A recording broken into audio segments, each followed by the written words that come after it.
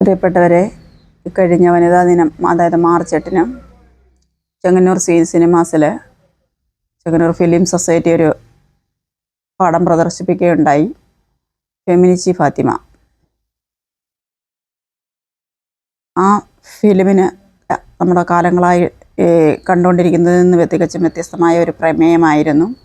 Gate Indian kitchen പോലെയൊക്കെയുള്ള ഒരു പ്രമേയം.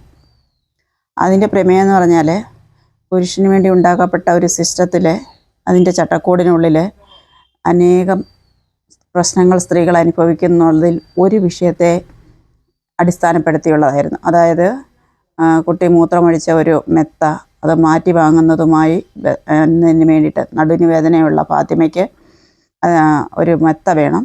അത് ഉണ്ടാക്കാൻ അനുഭവിക്കുന്ന സ്ട്രഗിള്, അതായിരുന്നു ആ പടത്തിൻ്റെ പ്രമേയം എന്ന് പറയുന്നത്. ഷംന ഹംസ എന്ന സ്ത്രീയാണ് അതിനകത്ത് ഫാത്തിമയായിട്ട് അഭിനയിക്കുന്നത്.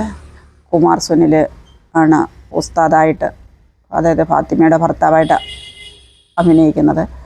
എല്ലാവരും ആ പടത്തിൽ ഇന്നാരെന്ന് പറയാൻ പറ്റില്ല, എല്ലാവരും വളരെ മികച്ച അഭിനയം കാഴ്ചവെച്ചിട്ടുണ്ട്. വളരെ നല്ലൊരു പടമായിരുന്നു. അതായത് നമ്മുടെ സമകാലീന സമൂഹത്തിന് ഏറ്റവും അനുയോജ്യമായ ഒരു പടമായിട്ട് ആണ് ഞാനതിനെ വിലയിരുത്തിയത്. അതുപോലെ ആ പടം കഴിഞ്ഞതിന് ശേഷവും, തുടങ്ങുന്നതിന് മുമ്പ് ഉദ്ഘാടനം ഉണ്ടായിരുന്നു, അതുപോലെ കഴിഞ്ഞതിന് ശേഷവും അതിൻ്റെ ഒരു നായകൻ കുമാർ സുനിലുമായിട്ടുള്ള ഒരു സംവാദത്തിനുള്ള ഒരു അവസരം ഒരുക്കിയിരുന്നു. എല്ലാവരും ആ പടത്തെപ്പറ്റി വളരെ നല്ല അഭിപ്രായമാണ് പറഞ്ഞത്.